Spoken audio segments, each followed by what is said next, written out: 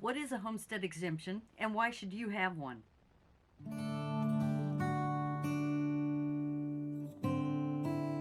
In Texas, we are given a little gift from our state government. It's called the Texas Homestead Exemption.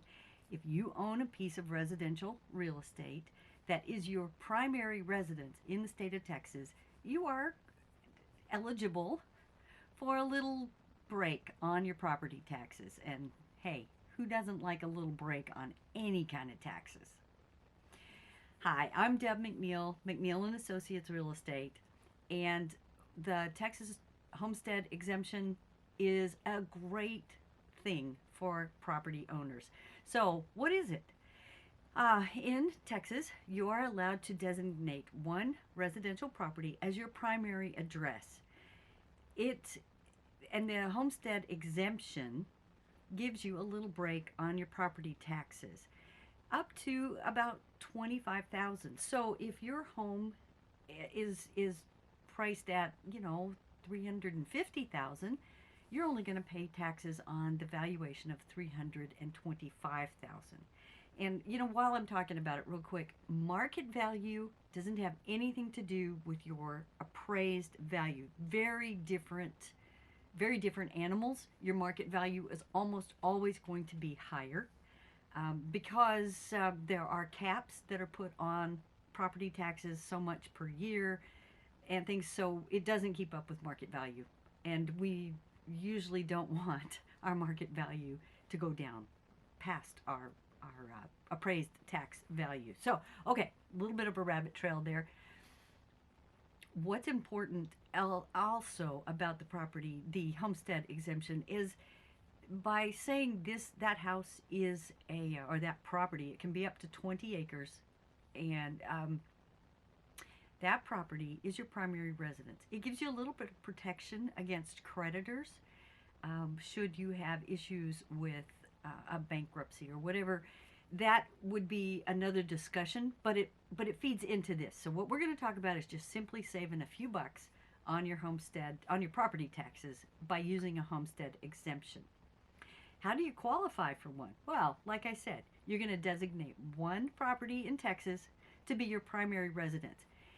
If it's the address on your driver's license, that's a good thing, because in order to file for it, your driver's license address needs to match the property address. Property tax exemptions come into effect once you have lived in a property on January 1st. If you bought a house in 2020, now is the time for you to file for your homestead exemption. If you bought a house and have closed on it since the first of the year, like a couple of people have already done, you have to wait until next year. So you have to live in the house, own the house on January 1st. And you have until about April 30th to get this filed for it to take effect on your current property taxes. We want to tell you how to apply. Now, you will, especially if you have just bought a house, you have been inundated probably with postcards or text messages or phone calls that say, hey, we will, for a fee, help you file this very important exemption. Well, you know what? It doesn't cost anything to do this, and it is not difficult at all to do it. If you have access to a computer or a smartphone and you can access the web, then you can do this on your own. Let me tell you. Okay, here's the easiest way to do it. You go to the Tarrant County Appraisal District. It's tad.org, and you're going to look for I believe the tab is Forms, and I think there is even a tab that says Homestead Exemption. Click on that. Here is a photo of what you should see. You can fill this out online, but you're going to have to sign it and mail it in. There is no way to just hit submit. So go ahead and print this form off, fill out proper name, give them a good email address, because that is how they might send you notices or other communications. The property address must match what's on your driver's license, because that's how they determine that it's your primary residence. and it keeps you from trying to claim 3 or 4 different properties all throughout the state of Texas. We own properties in a couple of different counties, and it's very easy in the Dallas-Fort Worth Metroplex to do that. So pick one. That's your primary residence, and fill out this form, send it, you mail it in to the address on the website, and they will apply that exemption to your property taxes. You can apply, the website says up to 2 years in arrears. So today is January 2021. Theoretically, you should be able to claim into 2019. I think that's harder, but you should be able to do last year. Here is a big note that a lot of people don't know.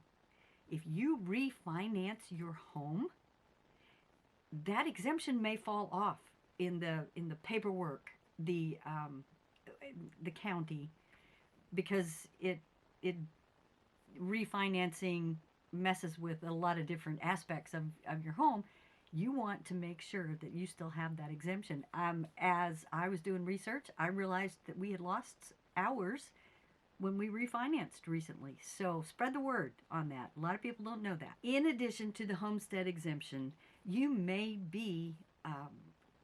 qualify for additional exemptions. There are disabled exemptions. There are exemptions or freezes for people over 65. If you are a veteran, especially if you are a disabled veteran, there is significant savings that you've earned through your service, and you want to take advantage of those. You can find out a lot from going to the tad.org website. Feel free to give us a call. We'll be happy to chat with you about anything that you have questions about, or you can call a number at the Tarrant County Appraisal District. I'm going to put it down in the description box so that you can have access to it as well. You can give us a call. We would love to talk to you. Hit the subscribe button, hit the like button, because we would like to know that you got value out of this content.